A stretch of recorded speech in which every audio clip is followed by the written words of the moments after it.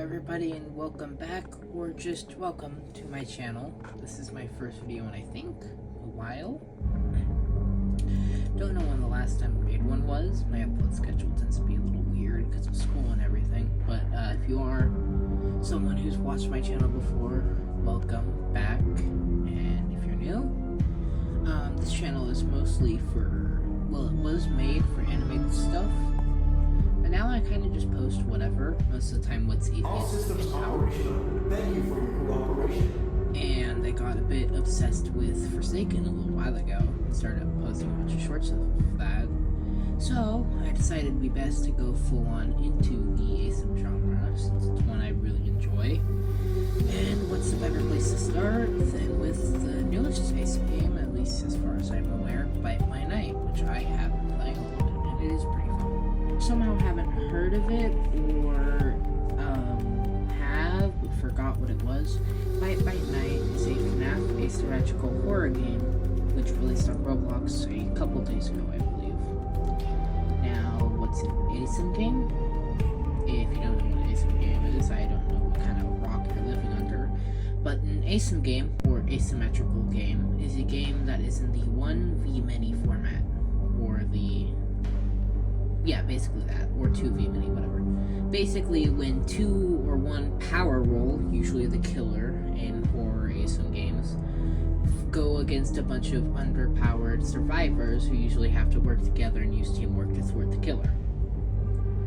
Been a ton of games in the genre, some you might recognize, some you might not. Stuff like Dead by Daylight, Flee the Facility, Murder Mystery, even The Stalker Reborn, that's an old one, Die of Death, Doom by Fate, that's one it's alright. But yeah, no. An asym game is basically just a game where a power roll or multiple power rolls go against a bunch of underpowered players who have to work together to beat the power rolls. Anyways, sorry about that rant. And Bite by Night is actually the first of its kind, as far as I'm aware. Not with asym games, or even a specific genre, which I call stamina management, since that's the main focus. But it is, as far as I'm aware, one of, if not the first asym game to be FNAF themed. How this video is going to work is I'm going to start with explaining the characters and then talking about my opinions as we go on. Some footage in the background. And there's a lot to talk about, you know, my issues, the stuff I like, all of that. So if you don't want to wait until then and just want to hear my opinion right now, I think it's definitely a really good release. Like, first impressions, pretty great, but it's got some big issues they need to work on. But other than that, I do really like it. Anyways, let's start with the survivors.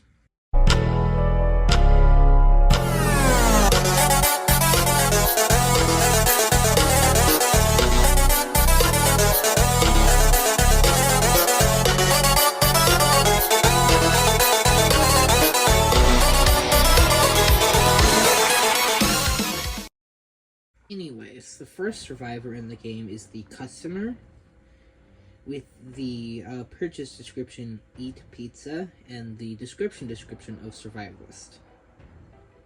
They cost $0, so they're free. They're the first survivor you get when you log into the game, or go in. And their health is 100, they have a walk speed of 12, a run speed of 24, and stamina of 100. Pizza heals 20% of their current HP, and the drink gains speed for a short amount of time, and then they are given a short slow debuff upon ending. It doesn't say in the description, but it does also limit stamina during the drink. Anyways, this one is my personal favorite, to be honest. I don't usually tend to like survivalists that much when it comes to asym games. I usually prefer sentinels or supports, but this one, well, I mostly like them because I don't like the sentinels and supports in this game, well, except for the medic, but we'll get to that later. Anyways, let's get to the second one, which is the medic, who is the purchase description of get back on your feet, and the description of help people live longer. cost 400. They have 90 health, 12 walk speed, 24 run speed, 100 stamina. Their abilities are to heal their teammates, which heals 5 HP per second, and a self-heal, which heals 5 HP per every second. Now, this is kind of OP, because obviously being able to both heal your teammates and yourself is kind of broken, especially in asym games. I'll talk about my opinions more later, but just so you know, this guy is really good, and I do really like him. Anyways, next character is the Stunner, or Fighter. His name is Fighter, but he's the main stunner of the game, and his purchase description is, wait, you can fight back? His description is the main stunner of the group, and his purchase cost is 600. They have 100 health, 12 walk speed, 24 run speed, and 100 stamina. Their first ability is Swing, which swings the axe they're holding, activating a lunge, and upon hit deals 3 seconds of stun. However, their second ability is Parry, which, if you land the parry, it gives back 1 swing for your swing ability, and depending on parry level, it can deal 1 of 3 effects, right, depending on how many times you hit a parry before you swing again. So the first stat is what you start with when you start the game, or if you just land 1 basic parry, and it's just a basic 3-second stun. So, if you parry twice before you swing at the killer again, it's 2 stacks, which equals a longer stun, and slows the killer afterwards.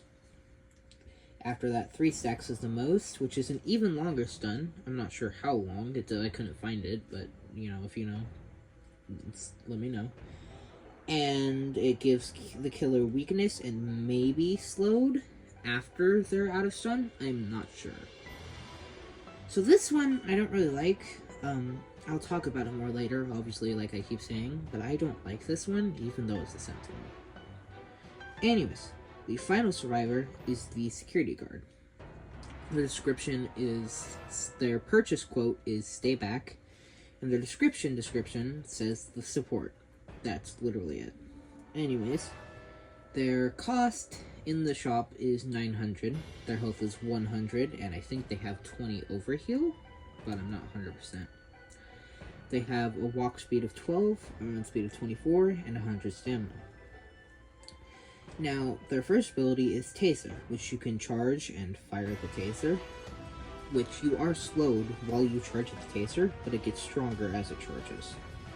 The first charge is yellow, which does slow the killer. The second charge is orange, which is a stronger slow, so it slows them more, and staggers the killer, so their screen gets a little bit blurry and everything. And then if you can charge it all the way up to red, which is the third charge, it is a full-on stun. I'm not sure how long it lasts, but it is a full stun. Anyways, their second ability is Cams, which you can look through the cameras around the map, and if a killer or your teammate comes on the camera, it will highlight them as survivor or killer. Now, I'll save my opinions for this one later, but this is personally my least favorite character in the game just to play as for one pretty big issue, which obviously I'll talk about later. We were playing in the sand, and you found a little band. You told me you fell in love with it, hadn't gone as I planned. Also, the reason you may hear paper rustling is because I made some notes. I'll put them on screen next to the characters when I'm talking. But yeah, if you hear paper rustling, it's because I have notes here, Anyways. The first killer in the game is Springtrap, which is a mix of a rush and trapper. Most of his abilities are rush, but he does have a few stuff for trapping. Anyways, his name is The Rotten in the game because of some copyright stuff, but he is supposed to be this game's version of Springtrap. Purchase quote is "I always come back," and he costs $0. He's the starter killer. Now, obviously, as I've said, save most of my opinions for later. He is my favorite starter killer in any asym game I've ever played because of how good he is as a starter killer. Anyways, his health is 1,750. He's got 14 walk speed, 22 run speed, and 70 stamina. His first ability is Swing, which, with his axe, which he starts with, deals 34 damage, but if you, the second ability, causes you to throw it, so if you throw the axe, you deal 28 damage with your regular swing and axes. Second ability is called Remnant Cleaver, which throws the axe and unlocks the Scream and Charge ability. If it hits a survivor, it deals 15 seconds of bleed, and you can pick your axe back up next to it when you're next to it, but it does cause a short cutscene of you picking it up, or animation or whatever. Second ability is Bear Trap. Only 3 of these can be placed around the map at once, but they can be placed pretty close to each other. If a survivor runs into one, it stuns them for a total of 8 seconds and can only be removed by other survivors or teammates. This I really like. This is good. Anyways, his third ability is Scream, which regens 25 of his stamina, blinds all survivors, and it highlights all survivors. So it's pretty much an ESP blinding, so an ESP surprise and stamina regain tool, which is really good. Unfortunately, you do have to throw your axe to do it, which, yeah. Anyways. After you Scream, you unlock Charge, which makes you rush forward, which does use stamina really quickly. But if you hit a survivor, it grabs the survivor, deals 40% of their HP, and then tosses them, which just stuns them for a few seconds. So yeah, he's pretty good for a starter killer. Anyways, second killer in the game is the Mimic, which is called the Project. His purchase quote is, "Why don't you trust me?" Don't fully understand why that is, but it's cool. The description quote is multiple modes to adapt to any situation, and his cost in the shop is 4,500. His health is 3,000, his speed is 12, his run speed is 22, and his stamina is 65. Now his first ability is Swing, which deals a base of 40 damage, so just a basic swing that deals a lot of damage. Then his second ability is Mode Switch, which it's kind of like Veronica from Forsaken's Mode Switch, except for a killer. And he has 3 modes he can switch between: Stealth, Strength, and Speed. Strength mode is the basic mode, so the stats I just read out earlier is just what he does when he's in Strength mode. If he switches to Speed, he loses 75% of his damage, which I'll put on screen what that means for his M1. It's 15% speed and halves his stamina. So it's pretty big cost to move faster.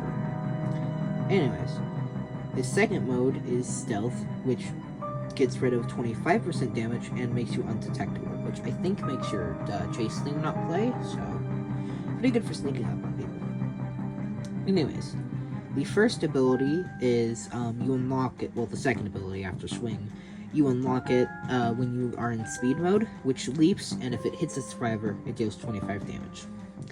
The next ability is Stealth, which grabs players, and it holds them for a while so you can move them wherever you want to trap them. The next ability is Drill Stab, which is also for Stealth. For some reason, it seems more like an ability that would be in Strength, but whatever. But it is a follow-up to the grab if you want to use it, so I guess that explains it, but yeah. Deals 25 damage and launches the player pretty far, so you do have to be careful with this.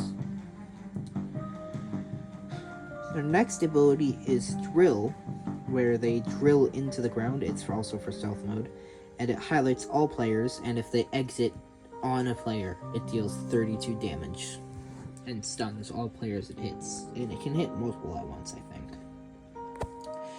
Anyways, last of the killers is the Doppelganger / this game's version of Ennard, who is a trapper and an impersonator killer.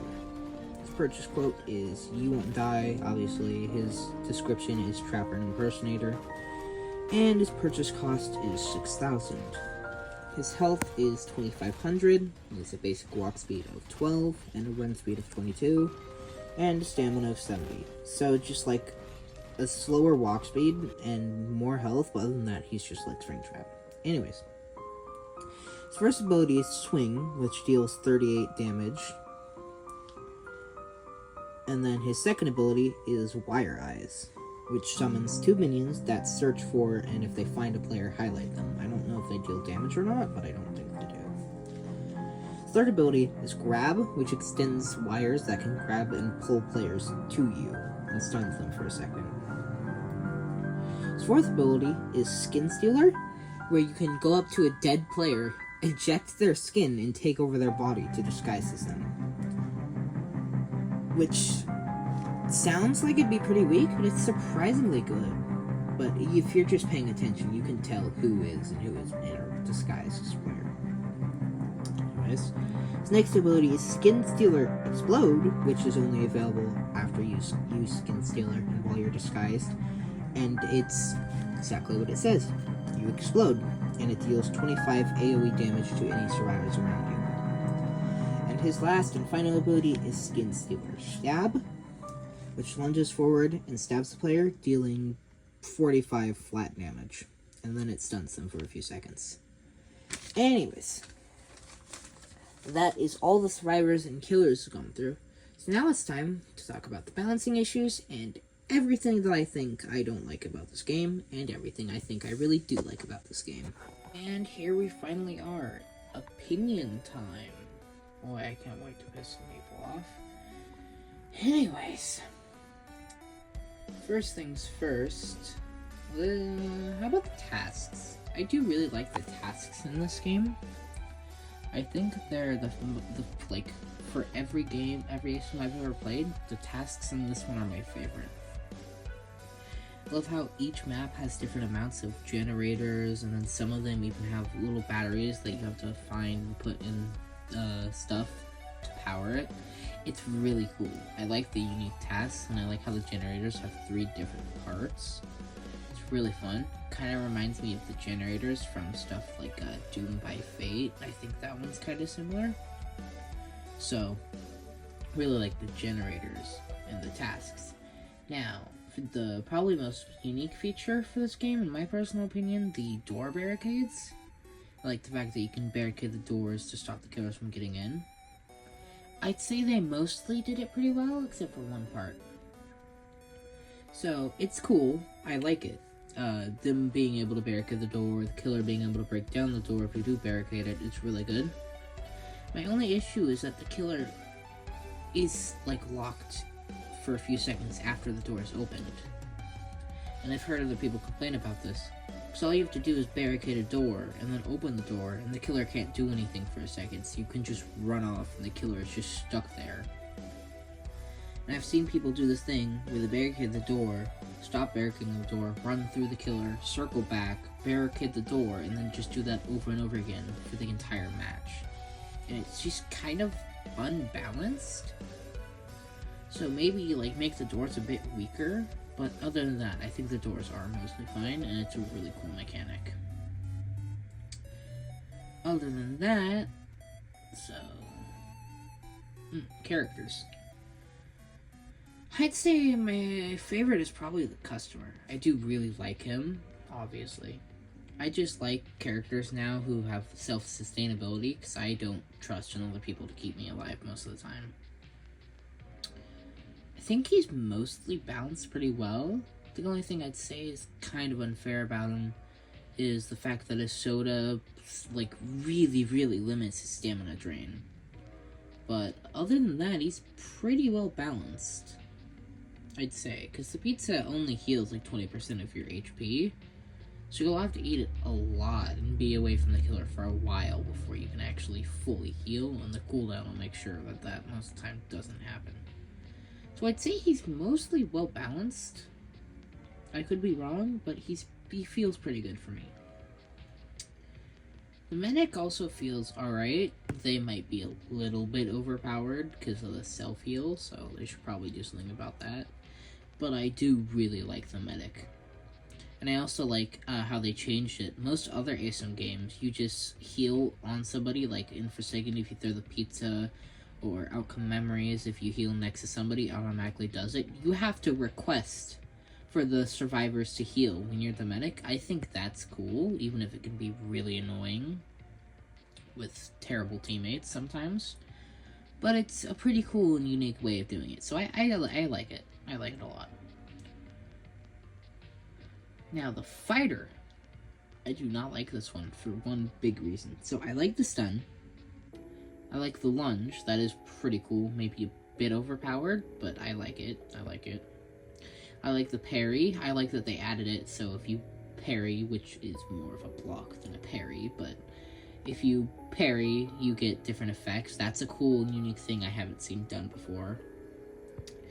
The only thing I don't like about it is the fact that you have to parry to get a charge for your swing back, which is cool. The issue is, I get the idea, like the basic idea for why you want to do that.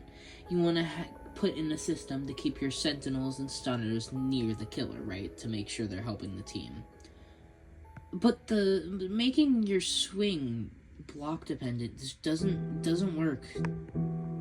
Like, I've seen people compare this character to Guest from Forsaken, and they're mostly similar. But can you imagine how terrible playing Guest would be if you had to get a block to punch every time? And it's not even that long of a stun in the first place. It's just a 3-second one, which is good. It is fine. But if you have to block before it, you're not gonna make that much distance. So, I like the block normally. I like the stacking effects. I do not like the fact that you have to get a charge around, because every round I see the sentinel or the fighter get at least one stun off. If there's any fighters on my team, they always only get one stun off, and they're useless for the rest of the round, because it's so hard to get a block sometimes. And then, you know, it ends up having the opposite effect it should have. The whole reason they have it so that parry gives you your swing back is so the fighter will will make them help the team, because they have to be near the killer to get their swing back. But the issue with that is if they're not able to get their swing back, then they can't help the team, and most of the time they can't get their swing back. Especially with how fast and big the killer M1s are, it's usually pretty easy to avoid a parry unless somebody's got tons of time in the game. Like, for most people who play the game, who won't have perfect internet and genuinely amazing reaction time, they're just screwed out of luck and can't do that character. Which is fine. I get there are other characters for that reason. But it just doesn't really seem fair. And it seems counterproductive.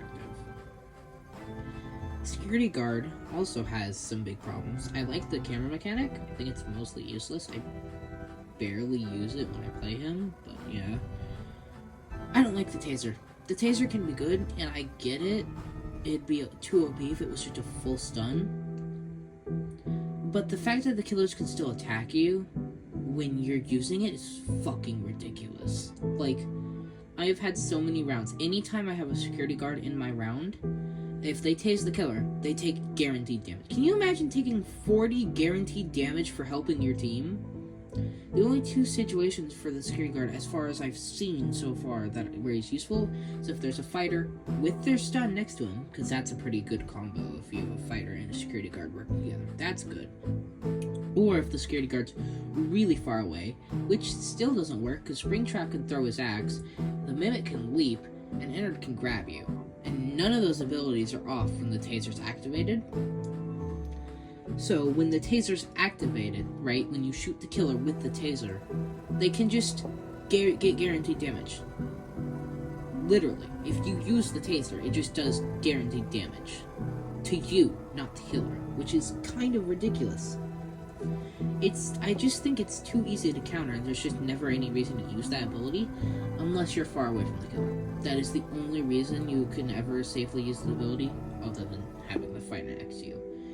I feel like they should at least have their abilities locked, or they can't use their far away ones, because it just makes the character kind of completely useless. Like, why would you ever help your team if that gives you guaranteed damage, if that just guaranteed most of the time gets rid of half of your health? There's just no reason to ever help your team. Which is a problem, because the security guard is the support class.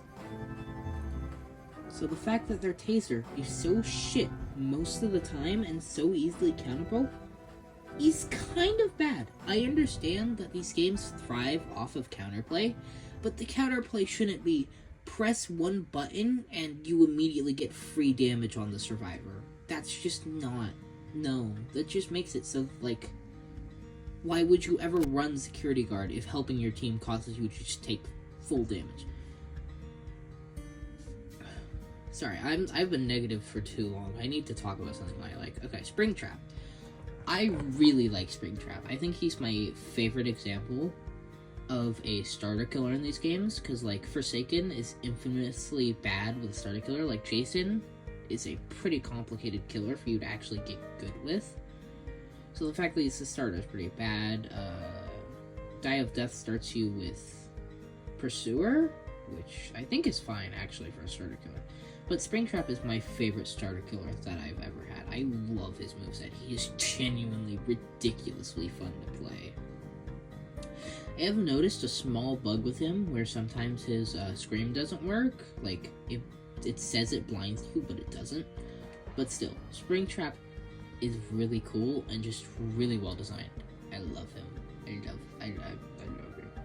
Anyways, other than that, I don't have much to really say about Anarder Mimic, because I haven't really gotten to play them too much yet, but I'd say they're alright. They've got some balancing issues, definitely, but they're mostly pretty good. I really don't have that many complaints for those two. Yeah, no, we're good. Other than that, I'm mostly positive about this game overall. The characters are somewhat well balanced. The security guard definitely needs something for his taser, so he isn't just complete shit unless there's somebody else. Like, he can't. No. Like, his taser needs to do something. At least. It needs to have some help to the team, other than just giving him guaranteed damage and distracting the killer a little bit. I'd say maybe make the killer not able to use their abilities while they're under the effect of the tase, so they don't get guaranteed damage, and so the taser is actually good. Or at least take away their abilities for a second. But, I don't know. Other than that, this game has also done something that I haven't seen many other asym games do, and it's the first of its kind as far as I'm aware to do this. They have a game in the lobby, like an actual playable game. They have Snake in the lobby. Now, it's not the coolest game, but it is definitely fun. And I cannot tell you how many times I've wanted an asym like Forsaken or Die of Death to have something to do in the lobby other than just run around and spectate.